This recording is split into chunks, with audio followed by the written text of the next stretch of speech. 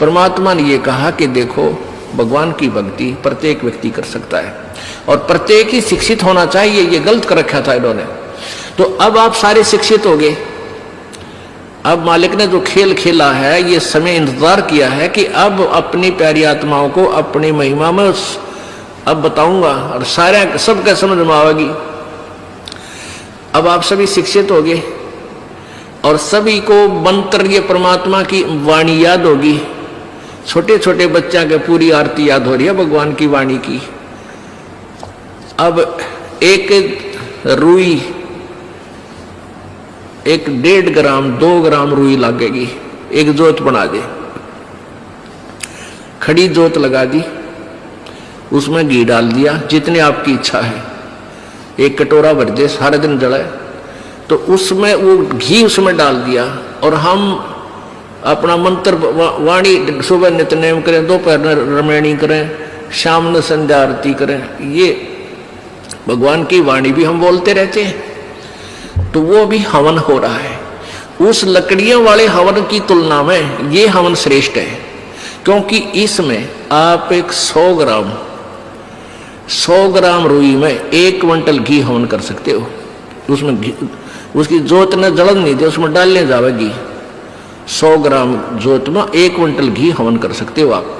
और लकड़ियां में 1 क्विंटल घी हवन करने के लिए कम से कम भी 20 किलो तक कम से कम लकड़ी जला देते हो, तो उन लकड़ियों के जलने से कार्बन डाइऑक्साइड अधिक होती है।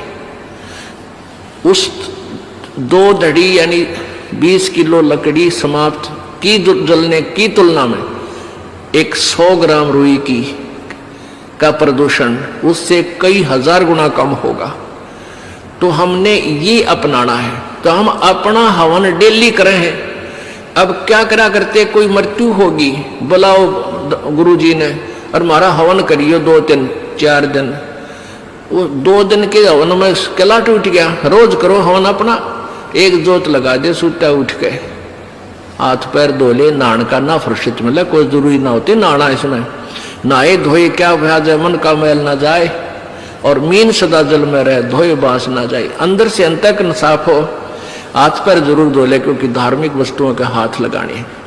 और जोत ला दे, अपना मंत्र करता रहे, काम करता रहे, अपनी आरती बोल ले, जा नित्यनेम भी कर ले, रोटी पोए जा, नित्यनेम चलता रहे। आजकल तो आधुनिक बहुत से उपकरण हो गए हैं, वैसे भी याद हो जाते हैं कुछ दिनों में।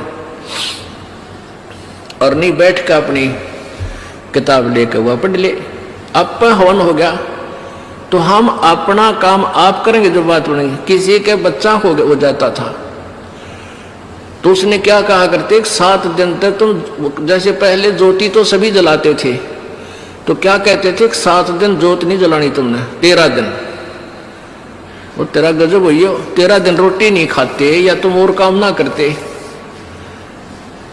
और किसी की मृत्यु हो जाती है उसमें भी ऐसे कहा करते थे, जैसे जन्म होने पर तो वो जब तक वो छठ ना होती इतने कहा करते, मृत्यु के बाद कहते हैं 13 दिन तक आपने कोई धार्मिक क्रिया नहीं करनी है। तेरा गजब हो, परमात्मा रोटी रोज खा रही हो, किसी दिन भी ना छूटती, ठीक है। कोई प्रिय की मृत्यु हो जाती है, रो पीट के दोपहर तक ना खाओगा, शाम में खानी पड़ेगी, रो पीट के रोटी खानी पड़ेगी। तो ऐसे ही भक्ति परमात्मा का हवन ज्योति डेली आरती रोज करनी है, चाहे दुख हो चाहे सुख हो। ये परित्याग नहीं करना, ये भूल है हमारा।